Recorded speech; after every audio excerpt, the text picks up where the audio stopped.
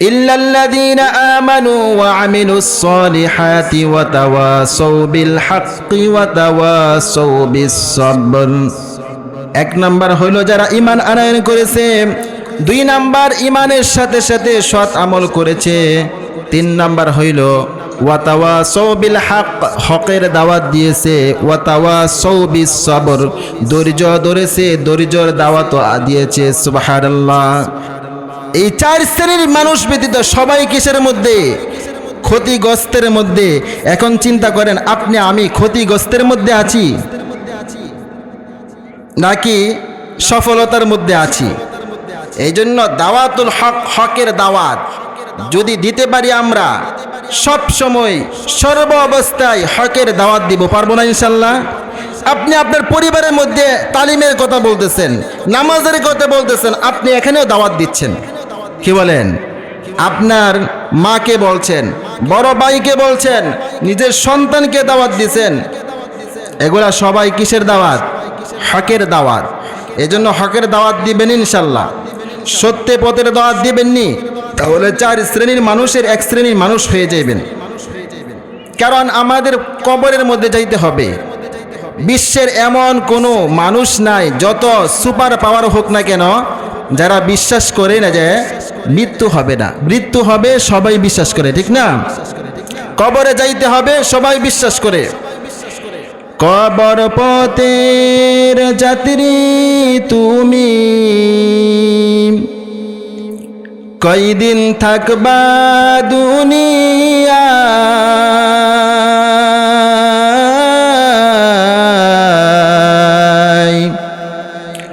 আজরাইল তো তোমার পিছে ঘুরছে সর্বদাই। কবর পথের যাত্রী তুমি, কদিন থাকবা দুনিয়া,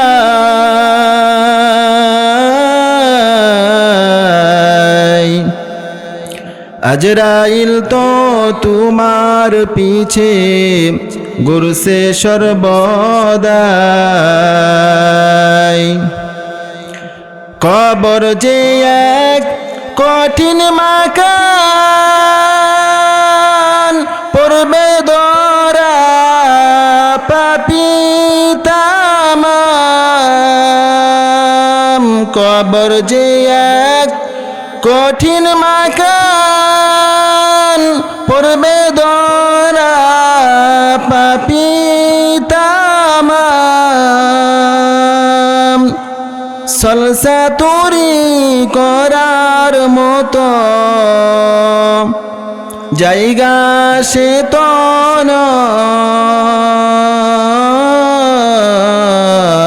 নয়। আজরাইল তো তোমার পিছে ঘুরছে সর্বদাই। আজরাইল তো তোমার পিছে ঘুরছে সর্বদাই। আল্লাহ বলেন, ওয়া নাহনু আকরাবু ইলাইহি মিন হাবলিল ওয়ারিদ। আমার যে শাহরগ আছে, এই শাহরগ চেয়েও বেশি নিকটে আমার মৃত্যু। এখন চিন্তা করেন, সেই কবরে যদি যান, আমল না নিয়ে উপায় আছে? আল্লাহর রাসূল বলেন, আল কবরু রাউযাতুম মিন রিয়াদিল জান্নাহ আও হুফরাতুম মিন হুফারিন নার। কবর হইল একটা জান্নাতের টুকরা কিংবা একটা জাহান্নামের টুকরা। এখন আপনি কোথায় যেতে চান? যদি জান্নাতের টুকরায় যেতে চান, তাহলে আপনার আমল করতে হবে। আর যদি জাহান্নামের টুকরায় যেতে চান, তাহলে যেইভাবে মন চাই এইভাবেই চলতে হবে। কি করতে হবে? হয় জান্নাতের টুকরায় যেতে হলে আপনার আমল ঠিক করতে হবে, নামাজ ঠিক মতো পড়তে হবে, হালাল খাইতে হবে, হারামের মধ্যে যাওয়া যাবে না। যদি যান, তাহলে কবরটাকে কি বানায় নেবেন? জাহান্নামের টুকরা বানিয়ে দেন। এই জন্য জাহান্নামের টুকরা যারা বানা নেবে তারা সফল হবে না। আল্লাহ বলেন তারা সফল না। সফল কারা?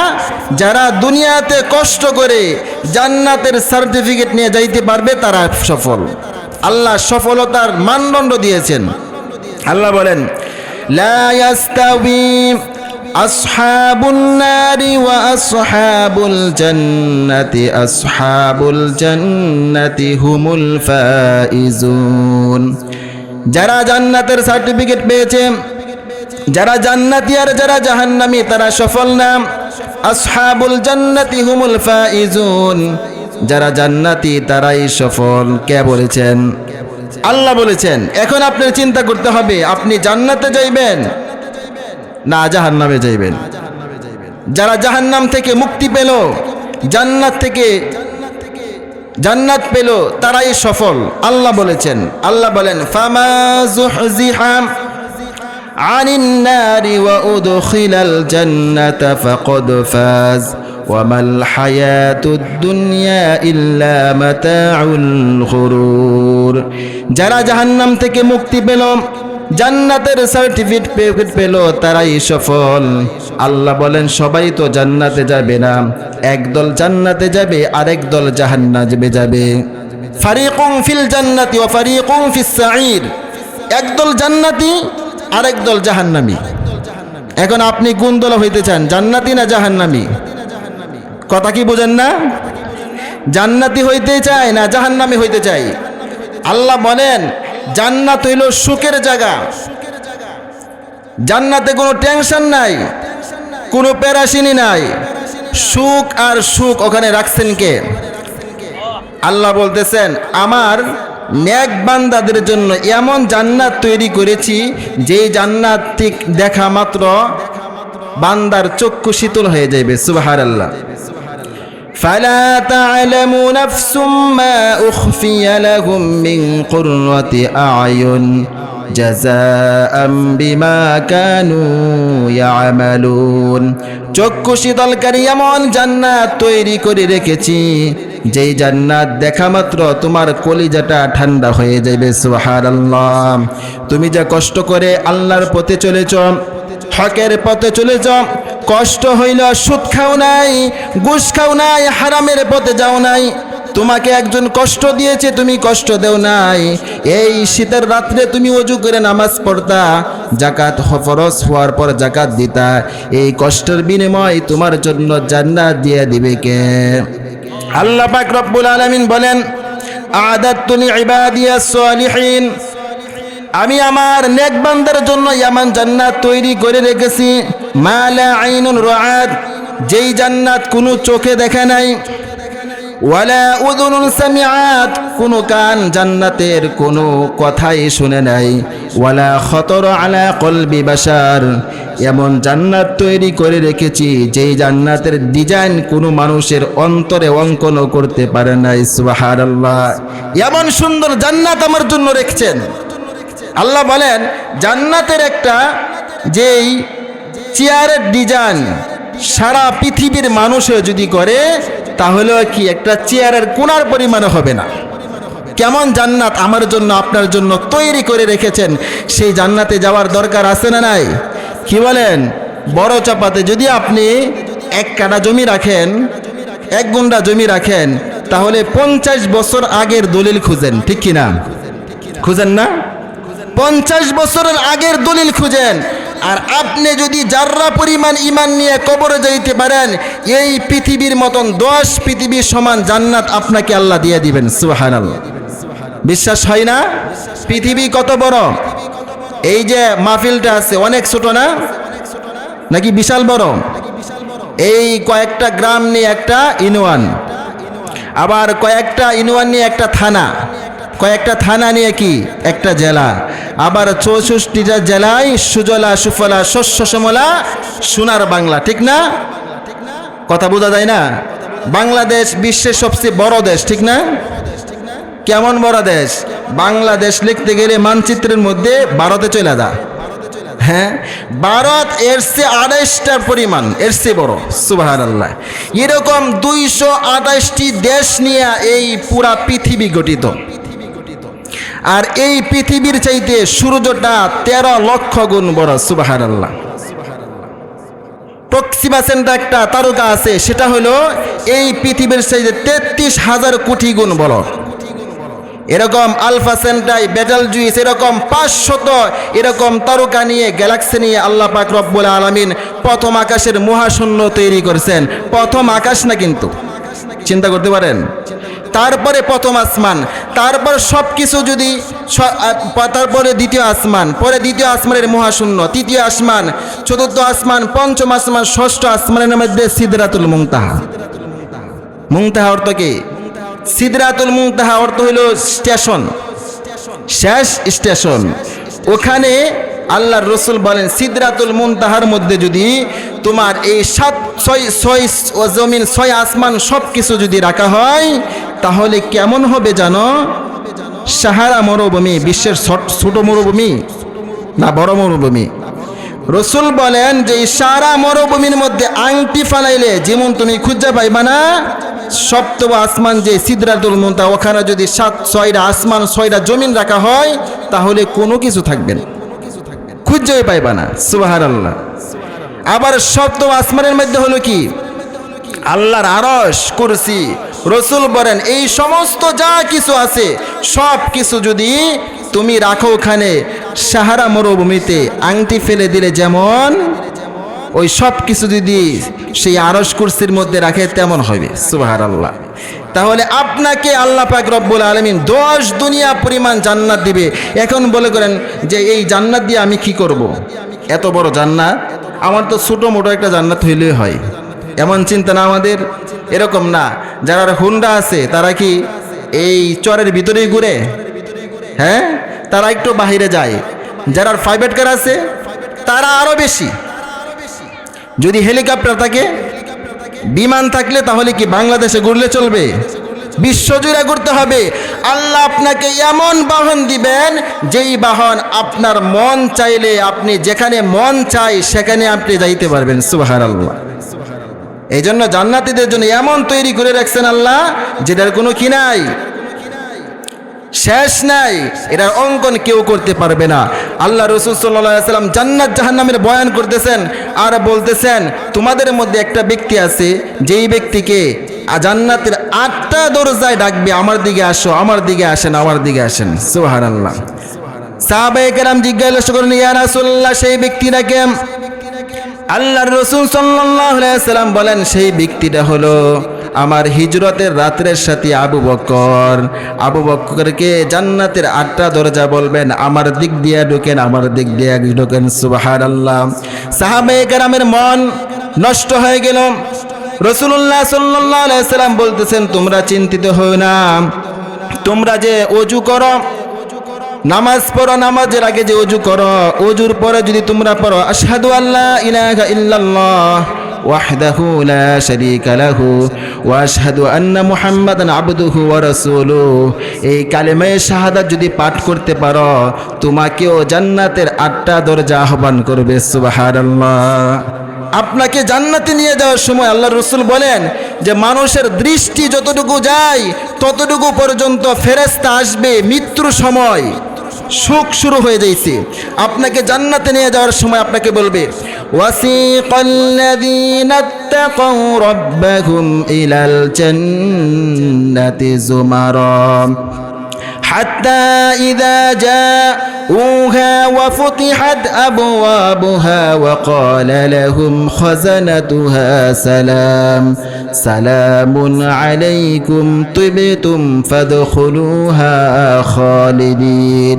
স্বাগত জানা বলবে তোমাদের উপর শান্তি বর্ষিত হোক। দুনিয়াতে অনেক কষ্ট করেছ, অনেক দুঃখ কষ্ট করেছ, আজকে আর কষ্ট নাই। যাও জান্নাতের ভিতরে ঢুকো, চিরকাল ওই জান্নাতের ভিতরে তোমরা থাকো। সুবহানাল্লাহ। এই শান্তি পেতে চাই আমরা। দুনিয়া আসলে সুখের জায়গা না, যত কিছুই বলেন। যারা জমি জমা আছে এরা আরো বেশি কষ্টের মধ্যে আছে, যারা ইন্ডাস্ট্রিজের মালিক তারা আরো কষ্টের মধ্যে আসে। সুখ মানুষে শুধু তালাশ করে, কিন্তু যেখানে যায় এখানেই দুঃখ, শুধু দুঃখ। সুখের জায়গা দুনিয়াতে না, সুখের জায়গা কোথায়? জান্নাতের মধ্যে। সেই সুখ চাই আমরা। জান্নাতে যখন প্রথম যাবে জান্নাতের ভিতরে, তাহলে তাদেরকে মাছের বোনা দিবে খাইতে। প্রথম কি দেবে? মাছের কলিজা বোনা দিবে যখন, তখন পেট বইরা খাইতে থাকবে। ফেরেশতারা বলবে এত লাফালাফি করেন না, আস্তে খান, আরো খাবার আছে। এমন খাবার দিবে যে একটা কামড় দিবে, এক একটা খাবারের মধ্যে 70 রকমের স্বাদ থাকবে। সুবহানাল্লাহ। আল্লাহ পাক রব্বুল আলামিন বলেন, জান্নাতীরা যেই খাবার খাবে এমন খাবার দিবে যেই খাবারের মধ্যে এক একটা খাবারের মধ্যে 70 রকমের খাবার থাকবে। জান্নাতের মধ্যে আল্লাহ পাক রব্বুল আলামিন পাখির গোশত খাওয়াইবেন। ওয়ালাহমি তাইরিম মিম্মা ইয়াশতাহুন।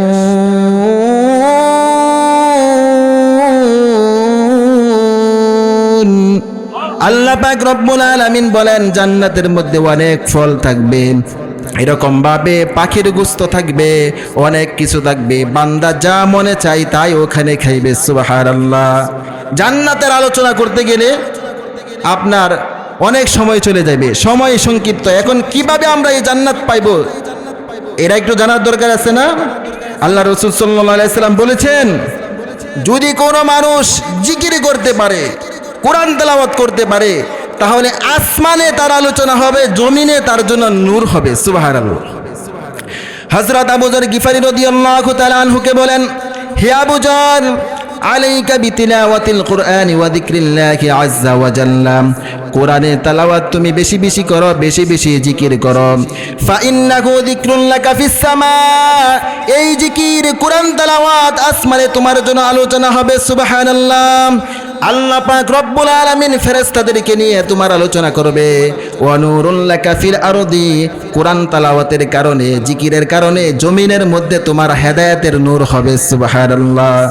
করবেন নি কোরআন তেলাওয়াত? হ্যাঁ, জিকির করবেন নি? কি হবে চিন্তা করছেন নি? আসমানে আলোচনা করবে কে? আল্লাহ। আপনাকে নিয়ে আলোচনা করবে আল্লাহ। যদি বলে যে ডোনাল্ড ট্রাম্প আপনার নিয়ে আলোচনা করে, তাহলে আপনার কেমন লাগবে? আপনি তো একবার ফাড়ায় লাইবেন, ঠিক না? যদি নেতা নেত্রী আমার পক্ষে থাকে, তখনই গ্রামের মধ্যে থাকা যায় না, চাঁদার লাগি, ঠিক না? তাহলে যদি এরকম ডোনাল্ড ট্রাম্প দেয়, তাহলে কি হবে? তো আল্লাহ আপনার আলোচনা করবে। রাত্রে একা একা জিকির করতেছেন, কোরআন তেলাওয়াত করতেছেন, আপনার কথা আলোচনা করবে কে? আল্লাহ পাক রব্বুল আলামিন। একজন মহিলা মারা গেছে, অল্প বয়সে মারা গেছে। ফেরেশতারা কোরআন তেলাওয়াত করলে জিকির করে শুনে। যখন মারা গেছে, তখন বাড়িতে রাত্রে যখন তাকে দাফন করলো, ঘুমানোর সময়, তখন রাত্রে ঘুমায় 1টা 2টা যখন বাজে, তখন শুধু এমন করুণ সুর, কান্না শোনা যায়। তখন বলতেছে একজনে, বাড়ির যারা আছে তারা সবাই ভয় পাইতেছে যে এরকম করুণ শুন, ভয়ঙ্কর আওয়াজ। তখন অনেক মানুষ আনলো পরের দিন রাত্রে, কেউ বুঝতে পারে না, মনে হয় জিনে এরকমভাবে কান্নাকাটি করে ভয় পাইতেছে।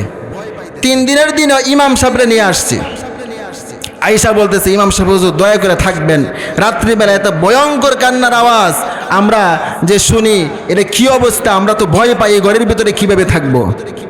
রাত্র যখন গভীর হইল, ইমাম সাহেব করুন আওয়াজ শুনলো, কান্নার আওয়াজ।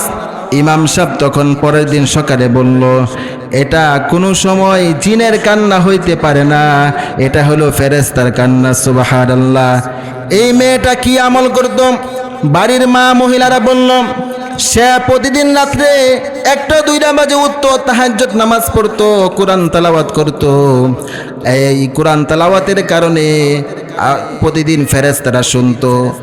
তখন এই ইমাম সাহেব বলে, এই কোরআন তেলাওয়াত ফেরেশতারা শুনতো, আজকে যেহেতু ওই মহিলা নাই কবরের মধ্যে, এই জন্য ওই সময় ফেরেশতারা আয়েশা ওই সময় ওইখানে কান্নাকাটি করে। সুবহানাল্লাহ। কোরআন তেলাওয়াত কি জিনিস? আল্লাহ রাসূল সাল্লাল্লাহু আলাইহি সাল্লাম বলেন, আল কুরআনু মুশাফফাউন ওয়া মাহিল্লুন মুসাদ্দাকুন।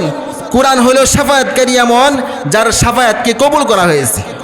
ওয়া মাহিল্লুন মুসাদ্দাকুন, এমন বিবাদকারী যার বিবাদকে আল্লাহ পাক রব্বুল আলামিন কি করেছেন? কবুল করেছেন। মান জাআলাহু ইমামাহু কাদাহু ইলাল জান্নাহ। যেই ব্যক্তি কোরআনকে সামনে রাখবে, তাকে কোরআন জান্নাতের ভিতরে প্রবেশ করাইবে। ওয়া মান জাআলা খালফাহু, যেই ব্যক্তি কোরআনকে পিছনে রাখবে, আমল করবে না, সাকাহু ইলান নার, এই কোরআন তাকে জাহান্নামের ভিতরে ঢুকাইয়া দিবে। নাউজুবিল্লাহ। কোরআন শাফায়াত পাইতে চান? তাহলে আপনি বলবেন কোরআন পড়তে পারি না, কি করব? এখন পড়তে পারেন না, বৈশা থাকবেন? হ্যাঁ, আপনি কোরআন পড়তে পারেন না, চেষ্টা করেন। আমার ভাই মুজিবুর ভাই কোরআন তালাওয়াত করে, মুখ দিয়ে আসে না, আস্তে আস্তে দেখি 2-3 বছর আগে শুনতাম যে তেমন একটা পারে না, একটা দুইটা শব্দ পারে, ইদানিং দেখি যে 2-3 বছর পরে একটু চালু হয়ে গেছে। এই যে চেষ্টা, এই জিনিসটা আল্লাহ পাক রব্বুল আলামিন খুব ভালোবাসে। এই জন্য আপনি পারেন না, আপনি চেষ্টা করেন। কেন পারবেন না? এই কোরআন আপনি শিখতে পারবেন না কেন? ওয়াফাদুল কালামিল্লাহি আলা সাইরিল কালামি কাফাদুলিল্লাহি আলা খলকিহি, সমস্ত সৃষ্টির মধ্যে আল্লাহর যত দাম সব কিছুর মধ্যে এরকম কোরআনের দাম। সুবহানাল্লাহ। আল্লাহর রাসূল সাল্লাল্লাহু আলাইহি সাল্লাম বলেন যে যারা কোরআন তেলাওয়াত করে তারা আল্লাহর পরিবারভুক্ত। সুবহানাল্লাহ। عن أنس رضي الله تعالى عنه قال قال رسول الله صلى الله عليه وسلم আল্লাহর নবী বলেন ইন্না লিল্লাহি আহলিনা মিনান নাস, জমিনের মধ্যে এমন কিছু মানুষ আছে যারা হলো আল্লাহর পরিবারভুক্ত। সাহাবায়ে কেরাম বলেন ক্বালু মান হুম ইয়া রাসূলুল্লাহ, ইয়া রাসূলুল্লাহ তারা কারা? রাসূলুল্লাহ বললেন আহলুল কুরআনি হুম আহলুল্লাহ, যারা কোরআন তেলাওয়াত করে তারা হলো আল্লাহর পরিবারভুক্ত। ওয়া খাসসাতুহু, জমিনের মধ্যে তারা হইল সবচেয়ে আল্লাহর কাছে খাস ব্যক্তি। সুবহানাল্লাহ। এই জন্য তো উলামায়ে কেরামরা কি করবেন? হাসরের মাঠে বিশেষ স্থান দিবেন, নায়াবে নবী তারা। সুবহানাল্লাহ। এই জন্য পরিবারভুক্ত হইতে চাননি, আপনি 1-2টা শব্দ করে শিখেন, আপনার সন্তানকেও শিখান।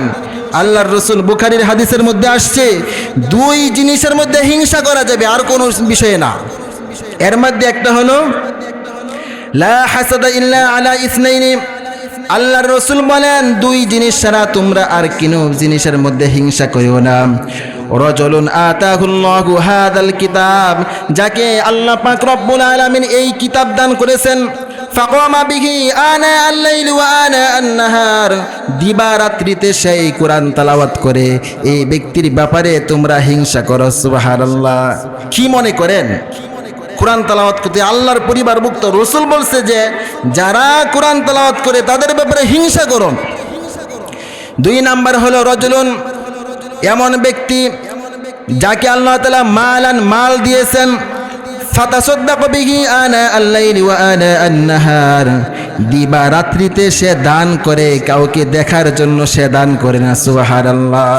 আল্লাহর রাসূল বলেন পুরা পৃথিবীর মধ্যে যা কিছু আছে তার চাইতে বেশি দামি হইল যেই ব্যক্তি গোপনে দান করে।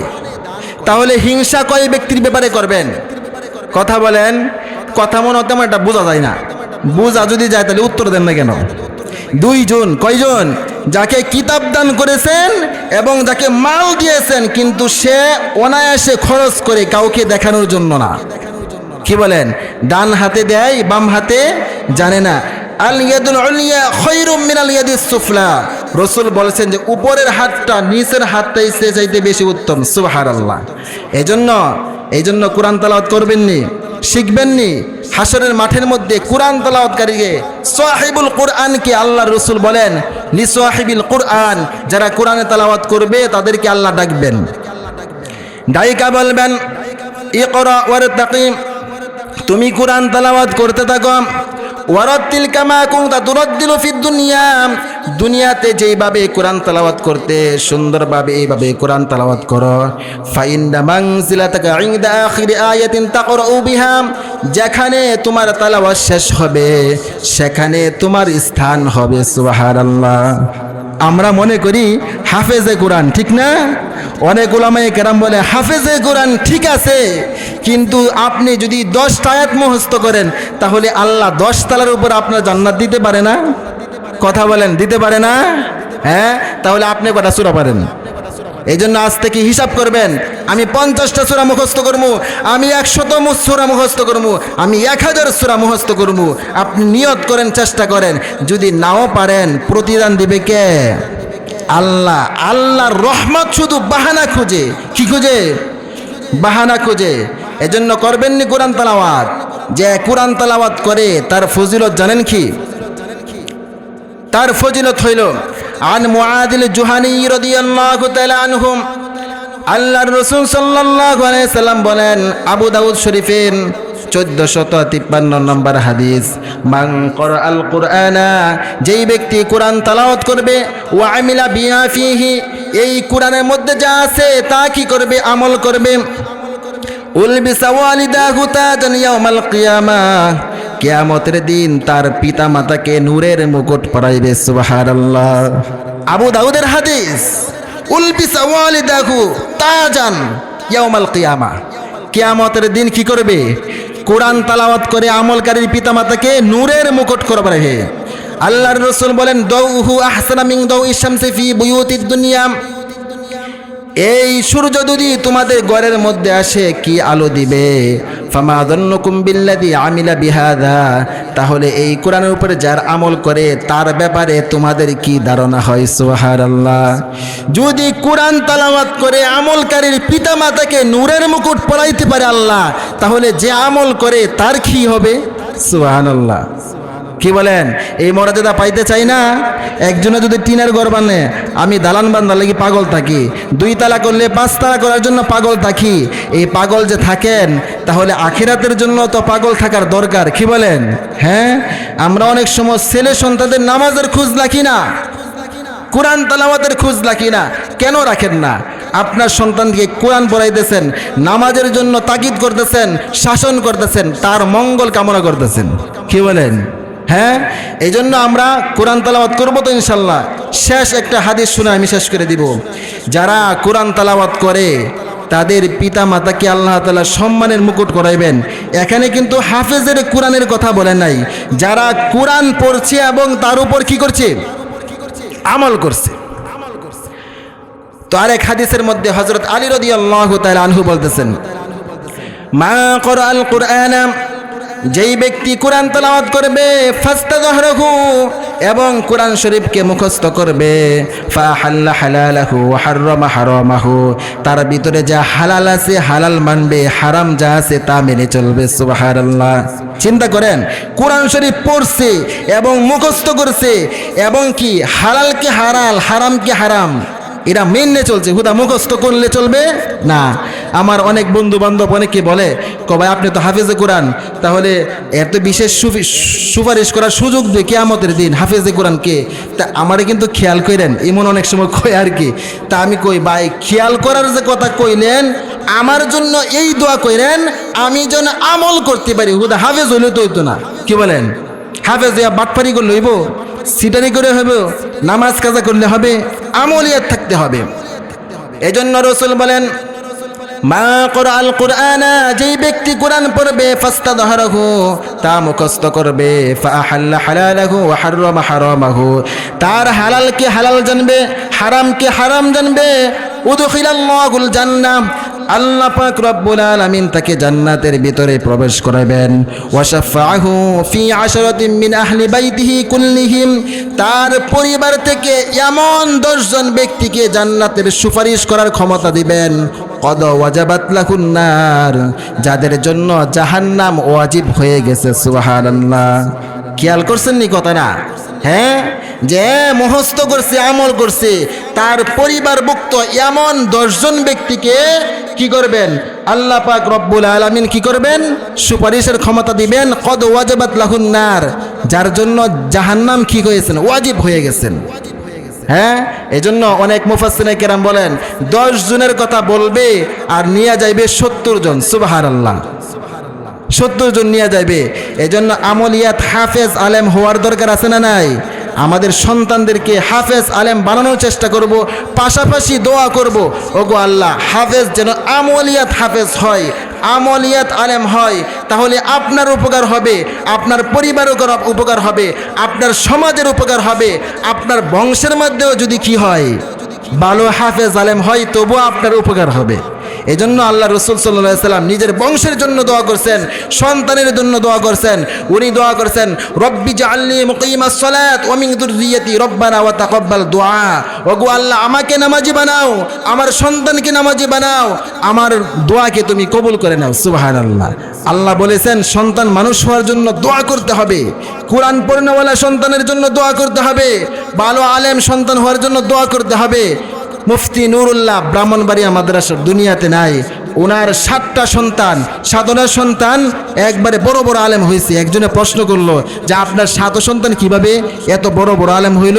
উনি বললেন আমার 1 সাগর চোখের পানি লাগছে। সুবহানাল্লাহ। কত চোখের পানি জড়াইছেন। আল্লাহ পাক রব্বুল আলামিন আমলিয়াত কোরআন নিজেরা পড়ব, নিজের সন্তানদেরকেও পড়াইব। আল্লাহ পাক রব্বুল আলামিন যেই কথাগুলো বললাম সকলকে আমল করার তৌফিক দান করুক। সুবহানাল্লাহি বিহামদিহি সুবহানাকাল্লাহুম্মা ওয়া বিহামদিকা আশহাদু আল্লা ইলাহা ইল্লা আনতা আস্তাগফিরুকা ওয়া আতুবু ইলাইক। ওয়াসসালামু আলাইকুম ওয়া রাহমাতুল্লাহি ওয়া বারাকাতুহু। মাশাআল্লাহ, অত্যন্ত চমৎকার নসিহত পেশ করেছেন।